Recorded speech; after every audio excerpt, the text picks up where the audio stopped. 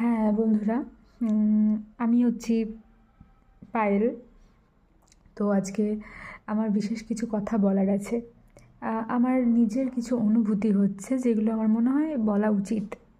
সেটা হচ্ছে যে 20 থেকে 30 এই সময়কালটার মধ্যে আমার মনে হচ্ছে বেশিরভাগ মানুষই প্রায় ডিপ্রেশনে রয়েছে। কারণ আমি নিজে জাস্ট ডিপ্রেশন থেকেই উঠলাম, যার কারণে এটা আমি বলতে পারছি। আসলে কি বলুন তো, লাইফস্টাইল, ওয়ার্ক লাইফ, ঠিক আছে, এবং কেরিয়ার সম্বন্ধীয় চিন্তা ভাবনা, এই সমস্ত কিছু মিলেই একটা মানুষের প্রেশার তৈরি হয়। কিছু কিছু মানুষ আসলেই প্রেশার নর্মালি নিজে নিজেই ক্রিয়েট করে, কিছু কিছু মানুষ সত্যি সত্যি প্রেশারে থাকে। আচ্ছা, তো এই দু ধরনের মানুষের মধ্যেকার চলতে থাকা যে প্রেশার বা যে ডিপ্রেশন, সেটাকে নিয়ে বলছি, সেটাকে নিয়ে বলতে চাইছি এটাই।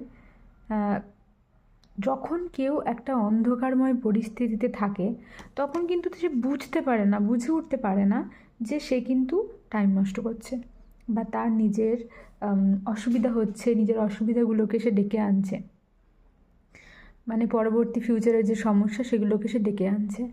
কিন্তু আমার মনে হয় যে আমাদের জীবনটাকে যদি আমরা সাত্বিক করে নিই, মানে আমাদের জীবনে সব কিছু যদি নিরামিষ হয়, কোনো একটা সুন্দর ভাইব্রেশনকে আমরা যদি কেন্দ্র করে চলি, তাহলে আমার মনে হয় জীবনটা অনেক সহজ হয়ে যাবে।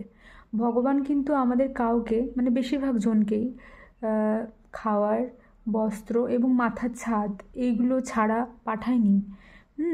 আমি আসার আগেই কিন্তু আমার এই সমস্ত সেটিংসগুলো ঠিক হয়েছিল, যেগুলো আমাদের মানুষের বেসিক নিড, বেসিক ক্রাইটেরিয়া, তো সেইগুলো আমরা পেয়েছি।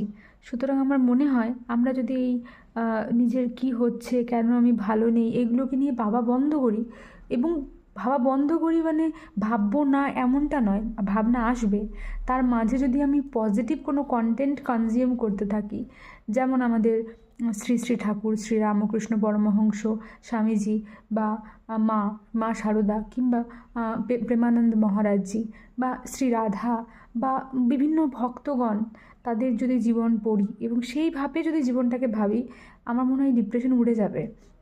প্রেমানন্দজি মহারাজ বলছেন যে আমাদের যেটা করা উচিত সেটা আমরা করি না, অথচ আমরা ভাবি যে কী করে আমার জীবনের উন্নতি হবে। তো এটা খুব সহজ কথা, কিন্তু আমাদের অন্ধকারময় পরিস্থিতিতে এই সহজ কথাটা আমরা সহজ করে ভাবতে পারি না। ভাবতে হবে। জয় রাধে রাধে রাধে। চলো টাটা।